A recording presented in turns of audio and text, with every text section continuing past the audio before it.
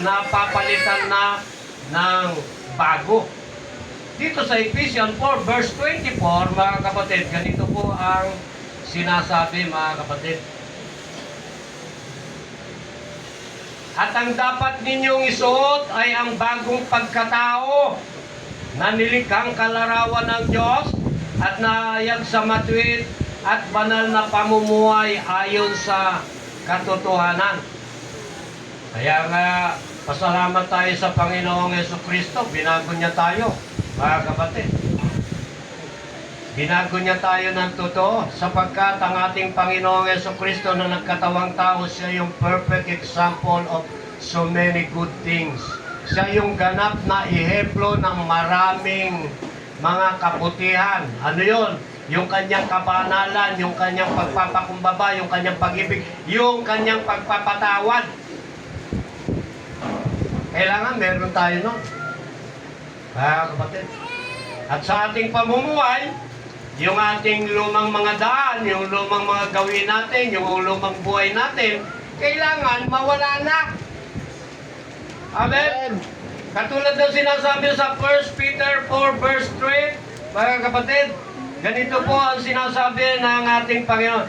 Sapat na ang panahong inaksaya ninyo sa paggawa ng mga bagay na kinahuhumalingan ng mga hintil o ng mga wala pa sa Panginoon. Kahalayan, masasamang nasa ng laman, paglalasing, walang tigil na pagsasaya, pag-iinuman, at kasuklam-suklam na pagsamba sa mga Diyos-Diyosan.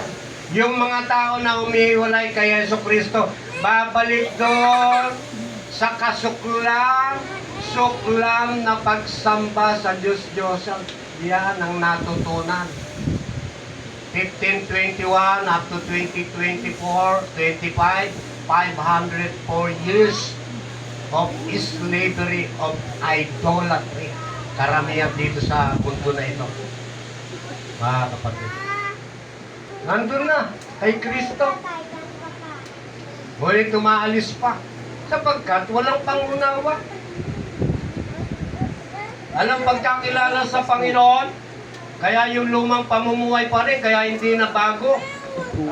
Kailangan yung po ang mawala na yung lumang mga gawa.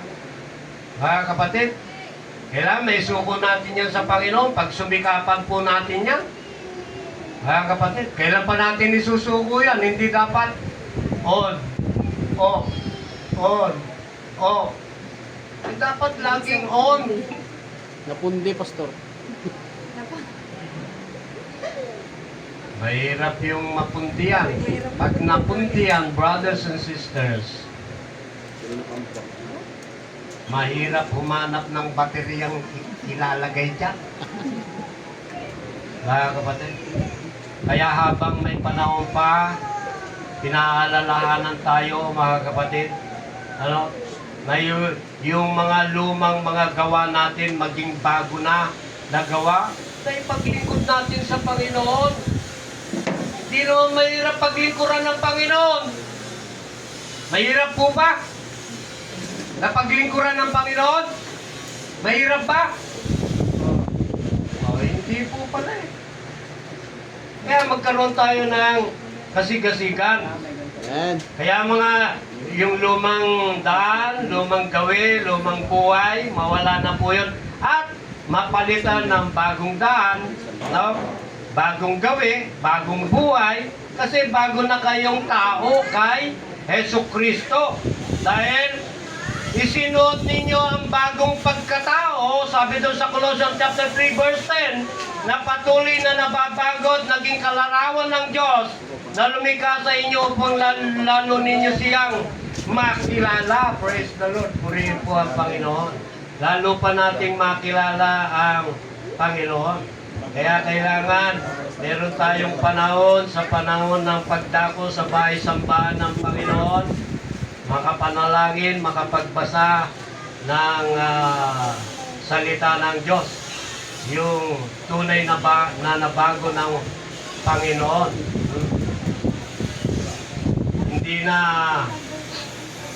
hindi na nandadaya, hindi na nanlalamang, hindi na nanlalait. Yung mga tunay na mga Kristiyano na nasa Panginoon. Amen? Dapat Amen. totoo. Mga kapatid, tunay na. Na born again. Huwag na tayong babalik sa luma natin pagkatao, mga kapatid. Ha? Alam niyo ba na sa palengke minsan, may mandaraya dyan, lalo na sa kanilang timbangan. Di ba? Meron po dyan eh. Kaya merong timbangan sa timbangan bayan. Kasi may mga mandaraya. Eh, hindi mga Kristiyano karamihan dun eh. Sa relihiyon lahat yun. Ano-ano pa naman ang mga relihiyon. Meron ang daraya. Eh, hindi kasi na-born again. Kaya kapatid, kaya nandadaya sila. Oh.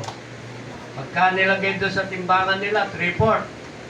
Binili mo, pagdating doon sa timbangan bayan, 1/2. Di malaki ang diferensya, 1/4, mga kapatid. Kasi hindi na born again. O ganun din, yung pagbili niya ng mga prutas. Ano? Lalagyan yun ng bulok. Mabilis yun. Pag nilagay yun. Hindi rin born again eh. Hindi rin nababago. Pero pagka born again na, may dagdag pa yun. Pagka na born again yun, may dagdag pa. At may salita pa. God bless. Ingatan po kayo ng Panginoon kung saan man kayo pumunta. Andun po kasama nyo ang Panginoon. Iba. Amen. Ang gandang tao hindi na born again. Kahit nasa minagaling na relihiyon na katulad ni Apostol Pablo, walang pagbabago po yan. Walang-wala. Maliban lang yung true encounter and true conversion ng tao. Ha? Eh, nandun ka na nga sa tunay na salita ng Panginoon, nawawala pa eh, hindi doon pa sa hindi tunay. Mga kapatid, kaya kailangan